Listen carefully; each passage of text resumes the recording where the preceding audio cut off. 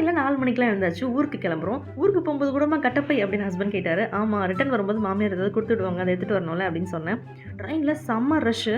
மேல்மருவத்தூரில் தான் இடமே கிடச்சிது. செம்ம டயர்டு. சரி வாங்க சாப்பிட்லான்னு விழுப்புரம் வந்ததும் அர்ச்சனா ஹோட்டலில் போயிட்டு பூரி, வடை, அப்புறமா இஞ்சி டீ எல்லாமே குடிச்ச உடனே தான் களைப்பாருச்சு. அப்படியே சிஸ்டர் இன்லா வீடு விழுப்புரத்தில் இருக்கிறதுனால அவங்க வீட்டுக்கு போகிறோம். குட்டி பசங்களுக்கு ஸ்வீட் எல்லாம் வாங்கிட்டு போனோம். சாப்பிட்டுட்டு அப்படியே சிஸ்டர் இன்லாட்ட அவங்க ஸ்கூட்டியை வாங்கிட்டு என் மாமியார் ஊருக்கு கிளம்பிட்டோம். ஸோ மாமியார் ஊர் பார்த்திங்கன்னா செம்ம வில்லேஜுங்க, சூப்பராக இருக்கும். போகிற வழியில் நர்சரி இருந்தது. எனக்கு பார்த்திங்கன்னா மல்லிகைப்பூவும் ஜாதி மல்லியும் ரொம்ப பிடிக்கும். ஸோ வந்து வாங்கிட்டு போய் வீட்டில் நட்டு வைக்கலாம் அப்படின்னு சொல்லிட்டு ஹஸ்பண்ட் கிட்ட கேட்டேன், வாங்கி கொடுத்தாரு. வீட்டுக்கு போன உடனே பார்த்திங்கன்னா மாமியார் வந்து எனக்காக ஆசையாக கனகாம்பரம் பூ கட்டி வச்சுருந்தாங்க. உண்மையாகவே எனக்கு கனகாம்பரம் பூ சுத்தமாக பிடிக்காது. கனகாம்பரம் பூவும் காக்கட்டான் பூவும் எனக்கு பிடிக்கவே பிடிக்காது. ஏதோ பேப்பர் எடுத்து தலையில் வச்ச மாதிரி இருக்கும். டிசம்பர் பூவும் அப்படி தான். ஆசையாக கட்டி கொடுத்தாங்களேன்னு சொல்லிட்டு எஸ்டேட் பண்ணாமல் வச்சுக்கிட்டேன்.